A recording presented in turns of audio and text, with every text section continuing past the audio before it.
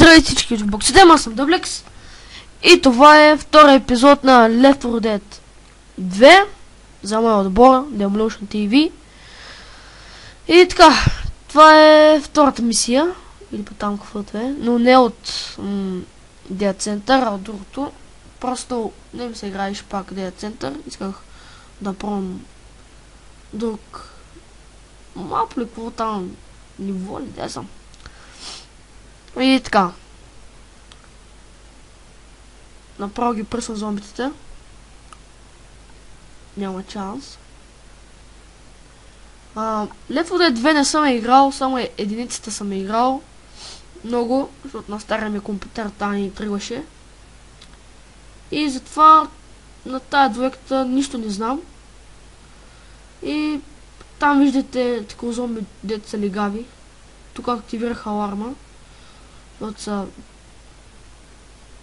тапаци. И много зомбите идват, просто ето пак това активира аларма, това активира просто 200 аларми. Ето още не активира, ето. Много активира просто. Много стъпи. И не знам, ето като чарджера ме замога да ме фане, но Рошел го уби. Сега решвам напред като пълня изрод и ги пръскам наред. Гледал съм геймплей на този мап, горе-долу знам къде коста е, убивам го тоя, не му знам точно името, не знам какво е там.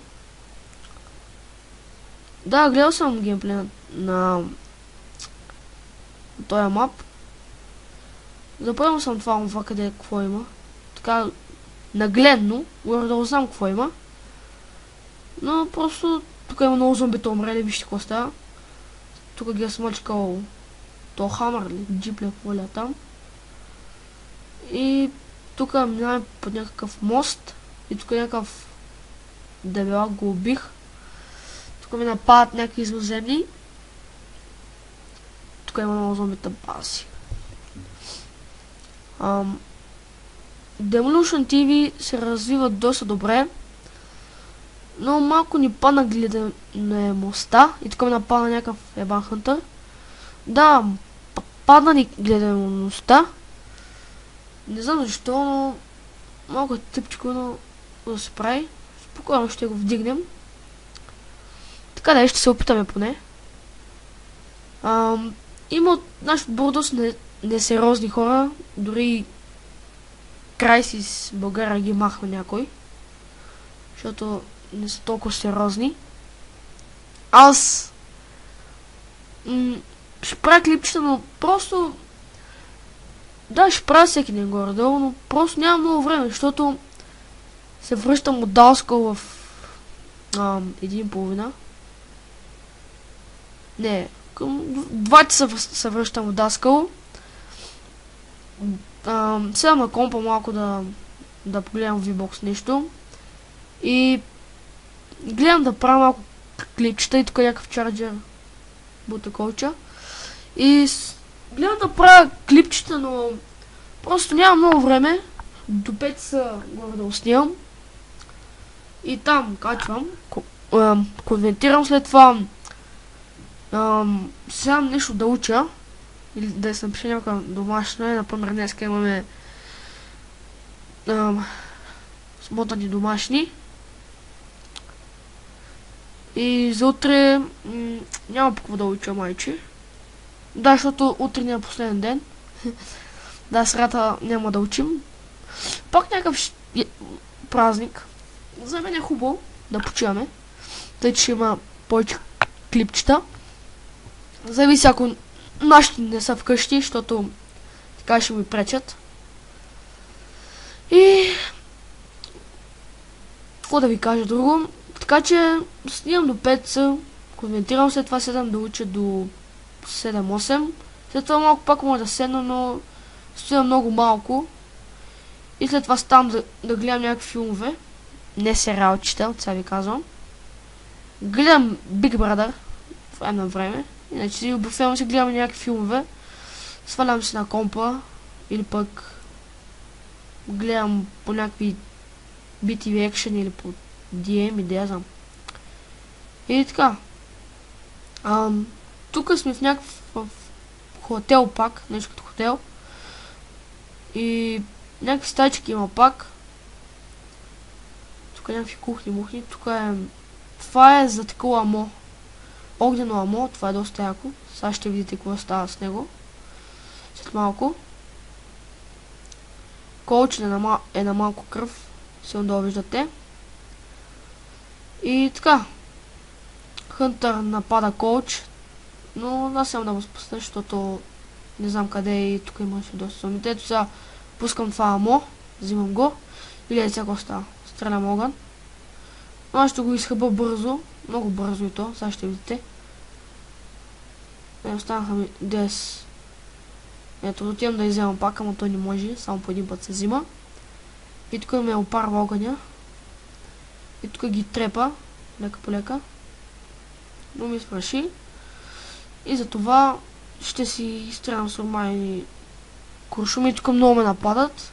И коуч ми помага. Мерси на коуча. И тук ще да се хлъза много яко, но за малко. Тук има някаква спаска, но не я взимам. Защото... не, също се взимам. Да, това е записан геймплей, защото нещо ми става с компа. Като го спра, ми спира микрофона и аз забравям да го видя. И е малко тъпо. И затова го правя записан геймплей, но то няма голямо значение.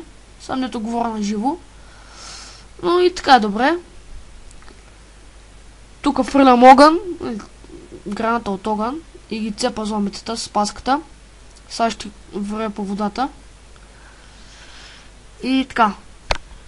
Още малко е в финала на мапа. Дето тия ми там в къщата. И сега тук след малко ще видите как ми остават на малко кръв. Дори направо на земята падам.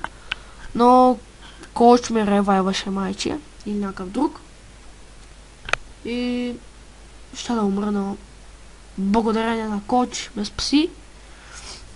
И така сега тръгвам напред. Тук малко се размотах, защото не знаех на къде да хода. Просто не съм играл играта и нищо не знам за нея. Гледал съм 2-3 геймплея, но не до край. И затова нищо не знам на играта. Сега тук се моткам половин час. Тук идват още зомбита. Гледам да ги цепа. И тук имало танкер, но просто не съм го видял, защото сега ще видя в края какво пише. Танк, демейдж. Кой ме е вкарал демейдж много. Сега ще видите какво са така. Бум! Вижте, това направо ме спука. Ето. Ник ме ревайваше. След това ме ревайва Рошел, защото влият ни в стайчката и не пръскат там много зомбита. Оная Рошел много се бавеше, за да затворя вратата. Сега ще видите. То направо пръснах мозъка, ето вижте. Ето тук е финала. В нашата стайчка, където свети. И тук, Рошел задейства алармата. На тази кола отпред. Червена ли кола там. И за това идват. Ето вижте, сега съм на много малко кръв. Но се спасявам на спасявам се на едно кръв. Не се спасявам, а влизам в стаечката на едно кръв. И тук идват много зомбита. Ето, тя активира алармата сега, майчи. И тук ето вижте, оставаме на 5, 4, 3, на 3 кръв съм. Сега ще видите, на 2 съм. Сега гледайте, оставаме на едно кръв. Ето, на едно кръв съм и сега ще падна на земята.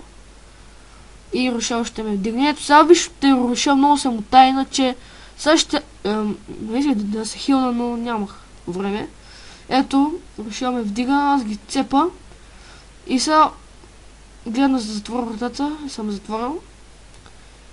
И това беше мен, довиждане.